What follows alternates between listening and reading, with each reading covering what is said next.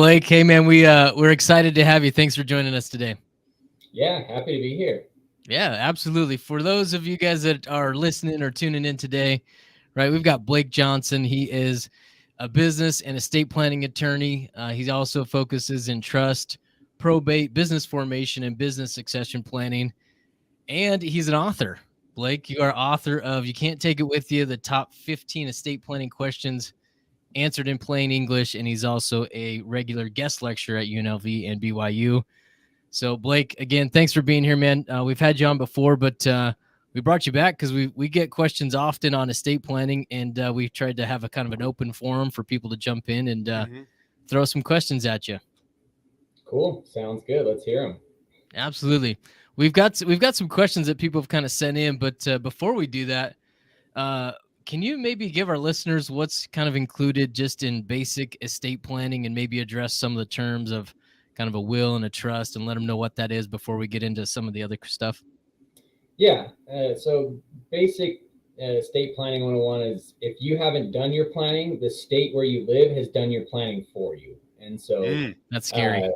Yeah, it can be scary. The default is typically something to the effect of if you're married, it goes to spouse and kids. If you don't have kids, then you're looking at spouse and parents or siblings, or whoever your next closest living relative is. So it can get messy quick. The other issue you're going to have is in order to get that determination done, you have to go to the court, and we call that probate court. And in probate, you're plan on spending at least 5% of your estate value on attorney's fees and court costs, and it's going to take over a year to get through. So very expensive, very messy, and not what you want. And then a big myth that I hear all the time, people are like, okay, well, I've got a will, so I'm set. A will is good because you've at least laid out what you want to have happen, and that's better than nothing. But that will is just a letter to the judge that I hand in to them and says, hey, judge, when I pass away, this is what I want to have happen. And so we're still going to be stuck in court with all those fees, and we're still going to have that long time frame to get it settled. It will eventually go to who you want to with the will, but they're going to be in a mess just the same. And so that's where a living trust comes in. It can avoid that whole mess. So the idea is we set up this trust. Think of it as a separate entity, kind of like a business, in the fact that it can own property and it does not die. So we take everything you own, we put it in this trust. So when you pass away, there's nothing in your name, so there's nothing to go through court. And then within the trust itself is where you specify who gets what, when they get it, who's in charge, and all those things. But the difference is when you do pass away, the way a trust operates, I just need a death certificate, same with the bank, and then whoever you've left in charge can then get access to the funds and start distributing the way that you wanted to without any court oversight, having to do any filings or anything like that. So it makes for a very clean and efficient way to make that happen. And that's kind of the estate planning 101 as far as assets go. The few other documents that you would need on top of that are like your power of attorney for healthcare decisions, who makes medical decisions to become incapacitated, and then your financial power of attorney. So who can sign documents, get access to your bank account or whatever you need if you were to become incapacitated as well. Okay. Yeah, we got one. I was going to throw it up there. Okay, here is a question. Is estate planning just for the wealthy people? I get that a lot, especially because you see all the movies and TV shows out there about ultra wealthy people. It's definitely there's more they can do and that they have to do because of their wealth, but it's not just for wealthy people. So in most states, they have a limit as far as how much the minimum that your estate has to be before it goes through probate. So most states it's somewhere around 100,000. California is 150,000, but they always have an exclusion for real estate. And so if you own any real estate, even if you're negative in that property, you're going to have to go through probate court, no matter what that value is. And so basically, if you own a home, you're going to need to do some estate planning. I had a friend of mine, his brother had passed away, and his only assets were a car, maybe $15,000, $20,000 worth, and a condo that I want to believe was around $150,000. They paid, I want to say in probate costs, probably like $4,000. And that's on the low side. And this wasn't a big estate. Yeah. And so here's a point where you can easily avoid that, the fees, and also the stress, because now you're already mourning the loss of a loved one, and now you have these issues with the banks or trying to sell this property, or you don't have access to the accounts. Like, having that trust is not just for the wealthy. I mean, well, who would you say it's for? Really, it's for anybody that owns real estate. That's the minimum. And then the other one is who, if people have minor children and they're trying to plan for them, and they may not have assets now, but they have a life insurance policy. They don't want the kids to get everything at 18. That'd be a good reason to do some estate planning. The reason that myth is out there is because we as attorneys make way more on probates. And so we're incentivized to just do a will for you. And it's funny, the further east you go, the less you hear about trusts as part of your estate planning, because that's the way the attorneys look at it is, okay, I'm going to get paid a little bit now to do your will, but I'm going to have my retirement when all of my clients start passing away and I get to do all these probates. And it's just unfortunate that's the way it's seen. So why don't you take that approach, Blake? I like to take a preventative approach. Nevada, where my main office is, happens to be one of the best states for trust planning. And so, we can do a lot of good things there that I don't need to rely on those probates to make my money. I want to help people avoid that mess. Awesome. I want to touch on that, but we've got one other one that kind of popped in there, I think. Maybe not. This one kind of goes on to what it tells into what you're saying. I often hear Nevada, Delaware, Wyoming are the best states to form an asset protection trust.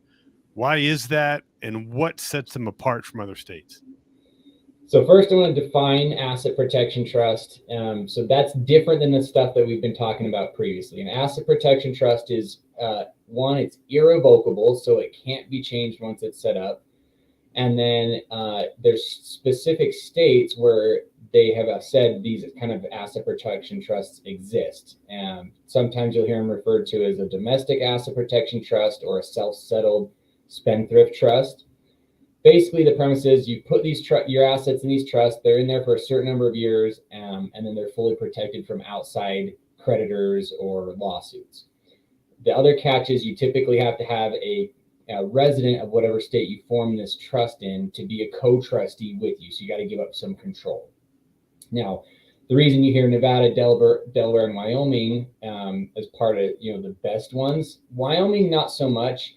Typically, you hear Nevada, Delaware, and South Dakota are probably the three best states for that. And of those three, I think Delaware is the not worst, they're just the least protective. They just do a great job marketing, and that's why you hear about them all the time, because they're so great with their corporation setup as well. But that's probably the main reason is, so one, they are great asset protection trusts. So states, they have the shortest time period before it's protected, and they have some sort of state law, or not state law, they have a court history that says, hey, this state law is actually going to be enforced.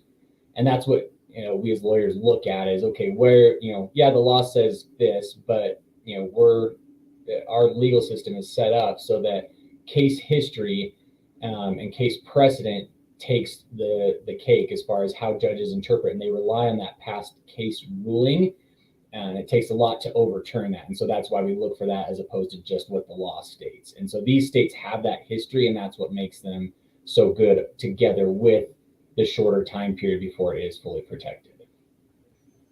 Yeah, we got kind of a follow-up there. Do you need to live in Nevada or Wyoming or Delaware or South Dakota, wherever, to form a trust there? No. So as long as you have a co-trustee who is a resident in that state, then you do not. And so you'll see a lot of times the law firms that do these trusts, so like we do, we will serve as that co-trustee with you. And obviously we're going to charge a fee for doing that, but it will help with the things that need to be done to keep it compliant for getting that state protection. Awesome. I've got one. This one? Yeah, that's a good one. Yeah, let's go into it. Blake, what are some reasons why estate plans don't work? The main one is people don't fund their trust. And what I mean by that is they set up the trust, they sign the documents, and they think their work is done. And they go, okay, I'm done, I'm ready, I did my estate plan.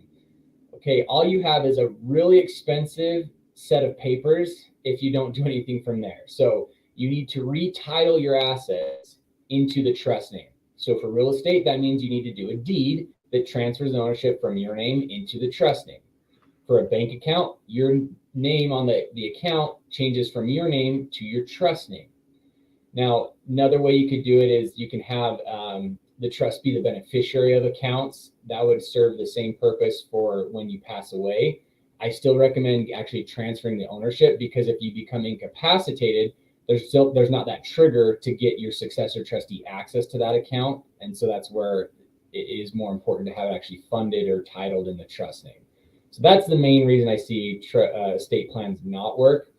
The second reason is, people don't update them frequently. So they may do an estate plan and do their trust, and it's been 20 years. Their kids are now over 18. Their personalities are different, and so they don't have a plan that actually fits what their family needs are at this point. And so, it's called a living trust for a reason. It's a living document. You're supposed to update it. It's supposed to be something that you have during your lifetime and kind of changes. It's not a set in stone thing. Those are the two areas I've seen that cause the most problems.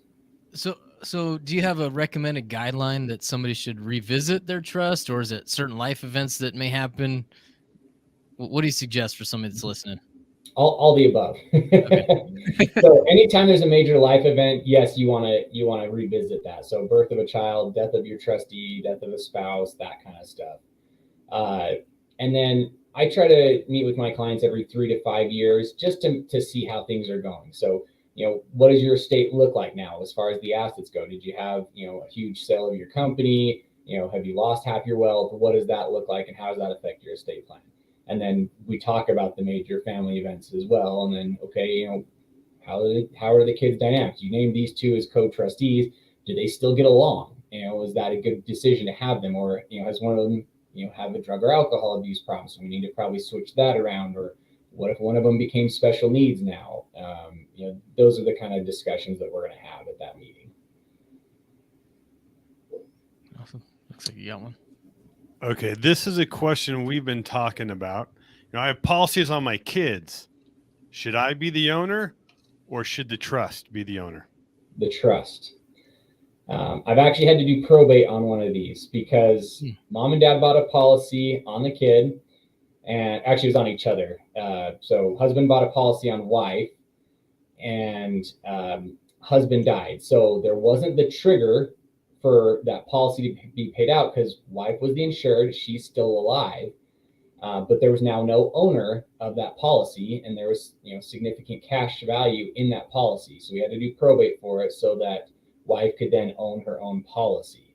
And so if the insured and the owner are not the same person, it needs to be owned by a trust. If they're the same person, insured and owner, then that's fine because it'll pay out when they die, and then there's no issue there. So that's the key distinction is if the owner and the insured are different, then it needs to go into your trust. Okay, on a children's policy, same question, but instead of the owner, who should be the beneficiary? The beneficiary should still be the trust until the kid gets old enough to set up their own trust or decide their own beneficiaries. Okay, perfect. So yeah, you could have the same, mom and dad's trust be the owner of that policy and the beneficiary.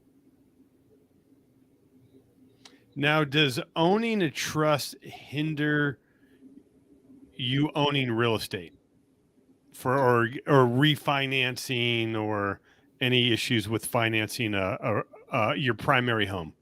It used to be a big deal. You'd have to take it out of the trust, or the lender would take it out of the trust when you refinanced, and then it was your responsibility to get it back into the trust. And we did, a number of probates on it because people didn't realize that.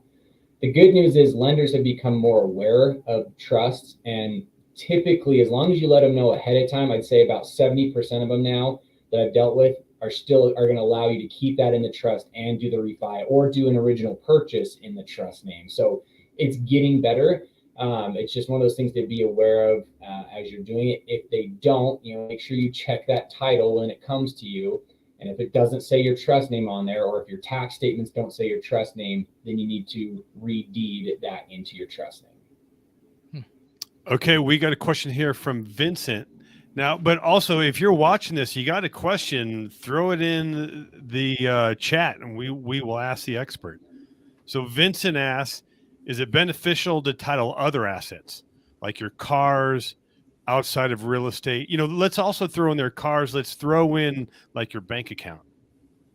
Now, we kind of already touched on the bank account. Yes, cars are an interesting one. So technically by title, if you want it to not go through probate, you have to put it in the trust. Now, if your vehicle value is less than whatever your state exemption is, so Nevada, it's $25,000. Utah, it's $100,000. Or Utah has a unique provision that says you can have up to 4 vehicles and still not go through probate. So that's very helpful.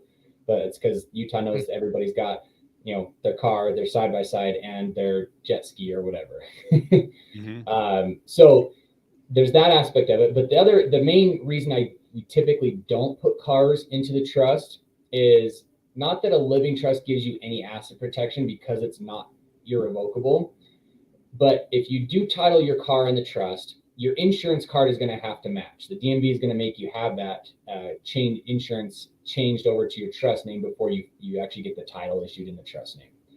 And if you think about it, if you go cause a car wreck and you pull out your insurance card and they see that, think about it for yourself. If somebody rear ends you, you see their insurance card and it says trust name on there, what happens?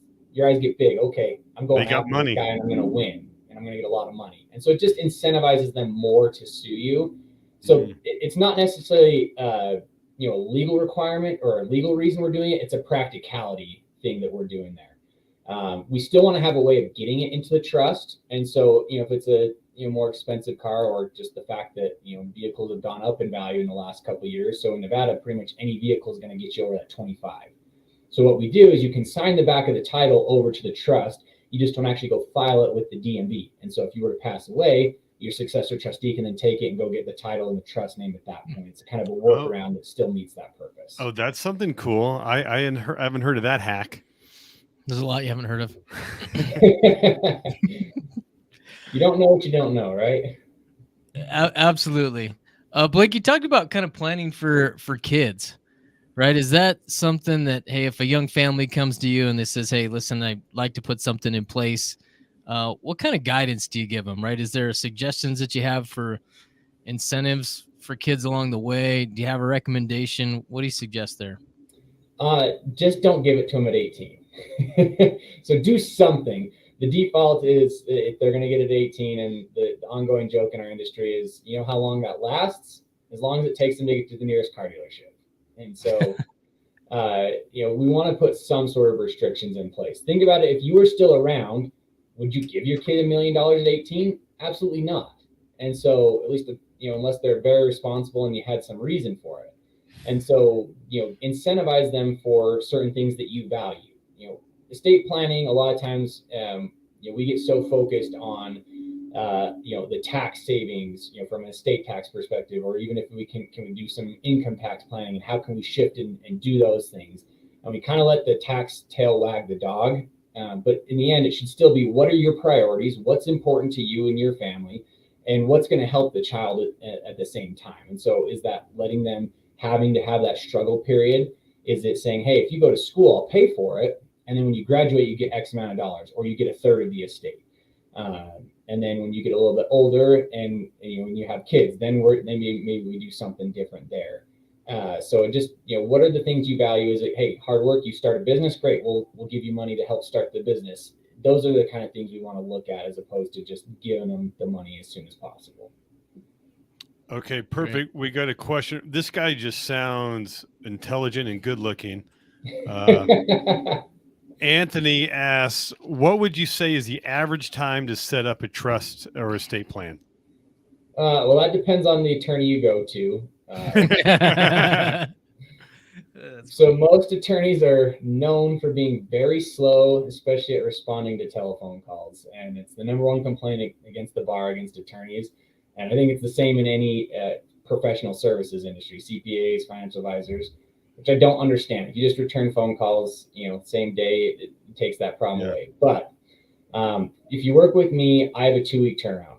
3 weeks if we're really busy, because we don't want you to be waiting on those documents. They're important documents that need to get done, because who knows what could happen. But average attorney, I'd say plan on at least a month to get that done. Okay. All right. We got another question from Vincent. If you have a trust in a different state outside of Nevada, do you still need a Nevada trust? No, that's only if you're looking to get that specific Nevada asset protection trust. If it's a living trust set up in any state, that's fine. Now, little caveat there is each state may have a different number of years that a trust can stay around after you pass away. So if you're looking to do more like dynasty planning, meaning I want this to go on for 5, 6, 7, 8 generations, then you might want to look at a state like Nevada that says, hey, so Nevada's is 365 years. And then there's other states that I think Utah's is 1,000 years, and there's some that are unlimited. So then you look at those kind of things. But for the most part, most people, if it's just your living trust, the state you live in is probably going to be the most beneficial for you to set it up in. Okay. I've got a question for you, Blake. Right, we've got many clients that are real estate investors, and they are investing remotely, right, or virtually, right? So they're buying properties not in Nevada, but maybe back on the East Coast somewhere. What does that look like as far as estate planning? Is that oftentimes you hear like the term Series LLC get thrown around, right? Should they open up a trust for each property that they own, or an LLC for each property they own? What type of planning does that look like? So that's a very broad question, and I'm going to give the typical attorney answer. It depends. Okay. But as far as trust goes, you don't need to do a separate trust for each one. A trust can own all of your business entities or all of your property. And that brings up a point to probate. Again, if you have real estate in multiple states that is not in a trust, then you're going to have to do probate in each of those states where you own property. So even more incentive to get your planning done.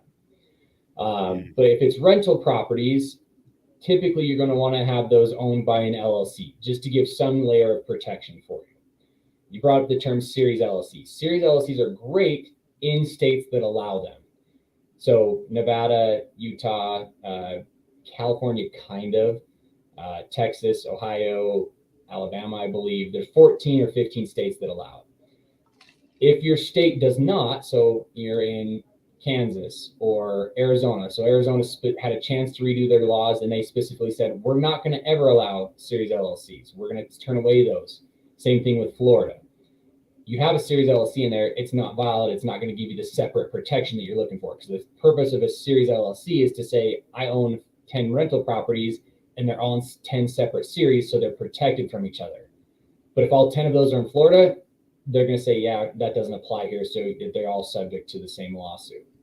So they can be great if it's a state that does that. So my recommendation is, at minimum, if it's a state that doesn't have a Series LLC laws, do at least one LLC for each state you own property, so you at least get some separation there. Because I know the cost can get really, prohibitive if you're paying $400 or $500 for each LLC, and you have 10 of them, and they're maybe you're getting $1,000 to $1,500 profit in there. It doesn't make sense.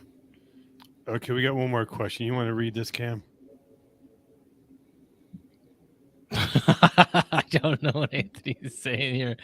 Anthony says, my estate or move across to Paul Mitchell. I'm a Tony and Guy kind of guy. Would you recommend I set up an estate or move across to Paul Mitchell? Okay, all right. Tony and Guy. I don't know who Tony's guy is. Anthony, you probably do. Fill us in. All right. Well, all right. Thank you, Anthony. All right. Are there differences with you versus other standard estate planning professionals outside of speed? Yeah, there's always differences. There's different styles, there's different personalities, there's different approaches to it. One of them is going to be fees. Some guys only want to work with the super high net worth people, and so they're going to charge exorbitant fees. The other thing I will tell you about most attorneys is they are attorneys first and business people second, if at all. And so they don't take those kind of things into consideration. So like the fact that with that last example with the LLCs, from a legal standpoint, yeah, you need to set up a separate LLC for each property to separate it. But I understand as a business owner the practicality of doing that. And so I'm going to give you those kind of advice with it. Like, okay, yeah, here's the risks associated. Here's what you should do, for full protection. But here's the reality, and here's, best case scenario for what you have with your situation. So I'll do that. I always take the approach with fees of, flat fee approach. I'm never going to do it by the hour, one, because I don't want to have to document that. But two, I found that everybody challenges that and it just creates problems because no one knows exactly what's going to happen up front. And so if we can dictate those terms up front, hey, this is what I'm going to charge to do it. Does that work for you? It's either yes or no. If it doesn't work, great. I'm fine. Let's part ways. It's clearly not a good fit. But if they say yes, then great. And then I never had that issue of fighting over billing because you knew what it was going into it. So those are the kind of key differentiators with us, is the practicality and straightforward with everything. Well, I will say one thing that's different is you understand infinite banking, right? So you want to maybe expand kind of like if there's somebody on the fence who's like, yeah, this IBC thing, I don't know. What advice would you give them? For infinite banking, Yeah. do it. It's been awesome for me. My trust owns my policies, and I lent money to my firm to buy my vehicle, and so my firm is paying back that loan to the trust, and it just makes the transaction more, I guess, not really legitimate, just looks better that way to have the trust involved with as the lender and doing those kind of things. And just the fact that I've had that I've been able to do, I've actually done it with 2 different vehicles, and using also the cash value as collateral for other business transactions has been phenomenal for me to have that option. Okay, awesome. Another question from. Oh yeah, go ahead. Vincent's got a follow up. He says, "Are you a high net worth type of guy? Right, you're wearing the tie, or are you worth us commoners with low net worth?" I'm not going to answer the personal side of that, but no, I built my firm around, trying to help as many people as possible. If you are a high net worth person, we can help you up to a certain extent. The reality is if somebody's, super, super high net worth, they need a bigger firm with all those people to help them with that, because there's a lot of stuff going on. But for the most part, we can help anybody in the range of, $0 to $75 million net worth. Okay. Another one by Thomas. How much should I expect to pay to get my estate plan set up? Once again, it depends which attorney Give us you a go ballpark, to. right? So you'll see stuff advertised, $1,000, $1,500 on the low end. I will tell you, the guys that are doing that, one, either don't know what they're doing, or two, they have a second reason of why they're doing that. It's a lost lead for them. So I know there's a couple of estate planning attorneys that are also financial advisors. So they're trying to get fees under management. So they're willing to get leads in that way. And then you'll see as high as 10 grand for the same living trust thing. It just depends on, what their experience is, who their clientele is, and what they're looking for. I'd say average range in Nevada right now, probably 3 to 4 grand. Okay. Awesome. Thanks for not dodging it, Blake. We squeezed the number out of you. No, man. Yeah. So that's why I also do the flat or the free consult. So that way I can assess what your situation is and then tell you up front. So you're still not committing to anything until you know. I just want to make sure I give you an actual number that's going to be realistic for you. Okay. And we are going to put links to contact you and a link to your book in the notes as well. And now we're going to transition more to maybe some infinite banking questions, but Blake, anything you want words of advice you want to leave us with besides not wearing a tie? Do your planning. Don't be intimidated by it. A lot of people think, okay, I'll wait till I'm retired, or that's when the majority of clients come in and start thinking about it. Okay, I've retired now. I need to get that stuff in because it's all of a sudden, okay, death is an actual possibility. In reality, the most important time to do your planning is, when you're younger and you have your young kids, because think about it, probably the most important decision is who would take your kids if something were to happen to you and your spouse. And I don't want the courts deciding that. I want to lay that out and decide who that is. And that's the thing I've changed the most. I've probably changed that 4 or 5 times in the last, 6 years, just based on, different interactions with people, family dynamics, and their health situations. So, don't put it off thinking that it's not an important thing. It is important. The trust doesn't have ongoing fees, like an LLC registration with the state each year. It's you set it up and you're done fee wise until you're ready to make a change again. So, just get it done. Well, good segue to another question by this good looking, smart guy, Anthony. You mentioned touching base with your clients every 3 to 5 years. Is there an additional cost? I mean, I do realize your inventory is your time. I mean, so I would expect if you're going to give us your time, I would expect we would need to pay for that. But you want to give us an idea how that works? So the review, we don't charge anything for, because we just charge for work we actually do. And so, because typically in that 3 to 5 year period, there's something that's going to need to change. And so we'll tell you what the fee is to make that change. It's not most likely going to be the full fee amount unless you're, changing a lot of stuff. Like for us, the minimum amendment fee we charge is $400. And then it goes up from there if there's, additional things that need to be done. Okay. I want to put a little plug in here about trust, because a lot of times we're focused on avoiding probate, right? And making sure our assets go to where we want them to go. But I think there's another aspect to it, and having those power of attorneys and also having your last wishes documented.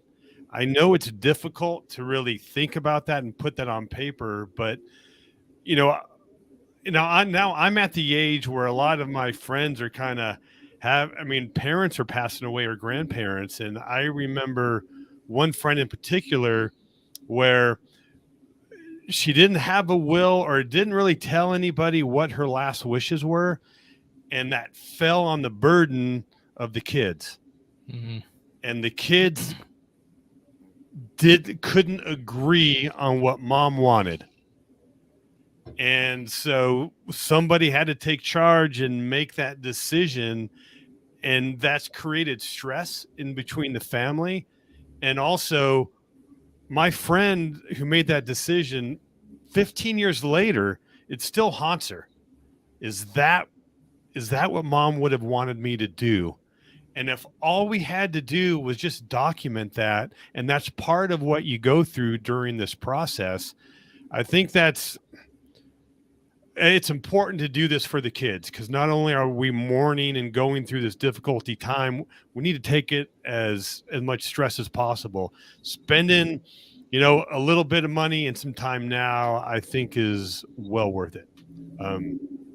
Yeah, and to add on that, Anthony, don't be afraid of discussing stuff with your family. You don't have to go through all the specifics of every single little thing you own, but the families who are more open and kind of have those discussions, hey, we've set up our trust. This is how it's going to be allocated percentage-wise, or this is who's going to be in charge, and kind of put everybody on notice, because then you can get some feedback too. Hey, that's not going to work. Or the person's like, I don't want to do that. I can't do that with them. So like, for instance, in my own family, the way my dad had written up who the trustees were, I said, hey, look, I don't want to be involved with that. I just know it's going to be a difficult situation. Can you please just take me off? Now I ended up switching it up to someone else because he wants me involved, but that's the kind of approach I said, like, look, I don't need to be involved in that. And so it was nice to get some of that feedback there to help prevent the fight before it became a fight. Okay. Vincent's got we got some good questions. Yeah, keep the questions coming. Vincent's got one. It says, is Nevada best state for asset protection state? What about other states mentioned? Anthony and Cameron, your opinion is welcomed. Vincent, the great thing about today is that we don't have to take Anthony's opinion. We have an expert. Right?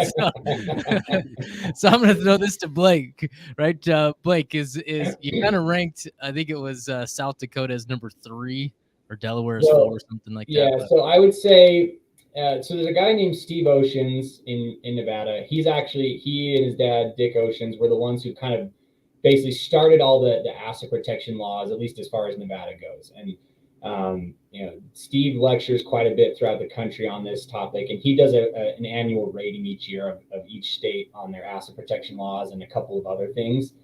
And so he still puts Nevada number one for the fact that Nevada has a Nevada Supreme Court case that has said the asset protection trust in Nevada protects against everything, including spousal support and child support, which all other states steer clear away from. They'll carve out an exception for that for a public policy reason. So for that reason, Nevada is considered the best, and just the fact that we have the Supreme Court case that validates it. The other states don't have it as high of level of, they might have their, Court of Appeals opinion or something like that, but they don't have a Supreme Court opinion that says, yes, this is protected.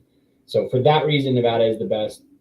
But the other states, South Dakota, Alaska, Delaware, they're all fairly close after that. Especially, I'd say South Dakota and Nevada are almost equivalent, and then there's a little drop off to some of those other states. But if you want the ratings for that, you can look up Steve Oshins. That's Oshins, and he has all those rankings and why he did them that way. Awesome. Okay, anything else you want to add? Okay, Cameron doesn't. He's looking for a mirror. It's been over a half hour. All right, let's hide that. Okay, awesome. We got a little haha and thank you. And thank you for the time, and we really appreciate you being a friend of the show and sharing your knowledge. Yeah, no problem. Glad to be on here. I've had great experience with the infinite banking, and love to help out how I can. Okay, awesome. Awesome. Thanks again, Blake. Appreciate you being on. Yep. Now, there's a couple things we want to talk about infinite banking, but before we do, Cameron, I'm going to let you explain because I'm excited. You actually did something worthy, and tell them about this podcast interview we have coming up on Monday.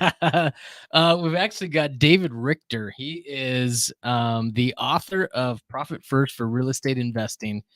And if you go up, you Google it, Michael Michalowski, I think, was the gentleman that actually wrote Profit First.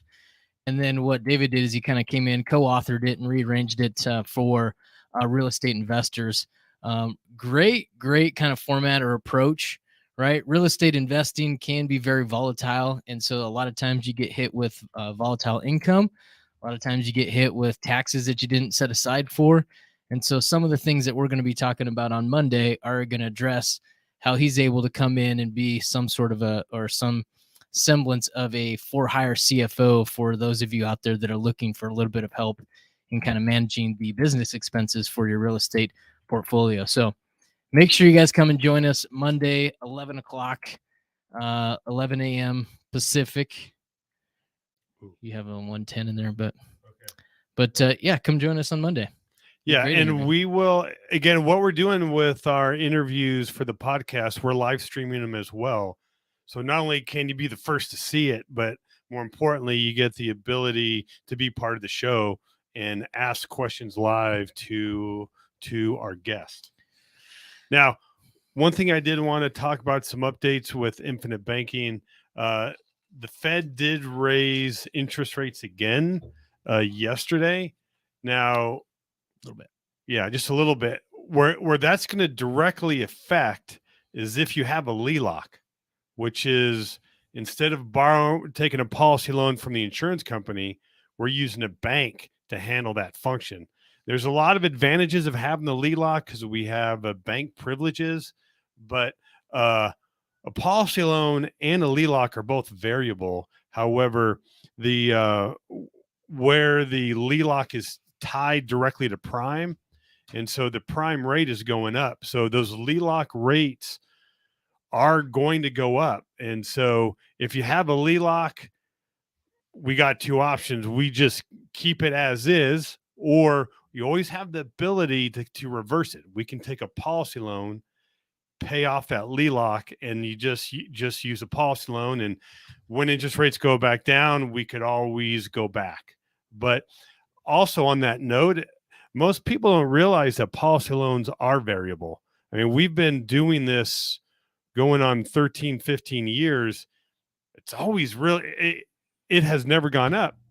That's because the interest rates have been so low, but we're starting to see some of these policies, interest rates are going to be a little bit higher. But what I don't want you to do is panic, right? For one, we can't do anything about it. It is what it is, but also realize when interest rates rise, profitability of the insurance companies will rise as well. So we should, in theory, start seeing some more dividends as well. If you have any IBC questions, go ahead and throw them in. We are right on the time there. It is 1. Okay. It is 1 o'clock on Monday.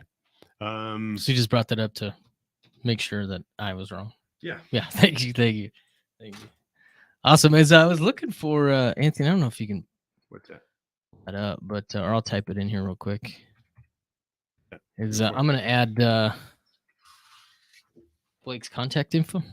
Okay, perfect. And what I also put in the notes is a link to all of our our link in bio is what it's called, where there's links to the podcast, links to one of our favorite videos, IBC in 12 minutes. There will also be the link in there for our monthly Q&A. But other than that, any other words, Cam? No other words. Is I would just kind of give Blake a recommendation. There is that right? Is I've worked with a lot of estate planning attorneys over the years, and like Blake kind of hit the nail on the head. Is they either have one or the other. They're either kind of very knowledgeable or they're not very adept at the business side of it, returning phone calls, all that stuff. But Blake does, right? He's got a background in business and finance. I think that's what his undergraduate was. But great guy, great philosophy. He's got a great business and he understands IBC, which is critical to kind of what we're doing. Is over the years we've had to bring in kind of other advisors and educate them. But man, what a blessing it is to kind of have somebody step in that role and know what we're trying to get accomplished and just kind of come in and help support what we're putting in place. So yeah, he's great. Willow Manor. Nice. Awesome. Thanks, Awesome. guys. All right. So hopefully I'll see you guys on Monday. I'm excited for this Profit First for real estate investors. I think there's going to be some great info. Hope to see you there. Go make it a fantastic day. Take care.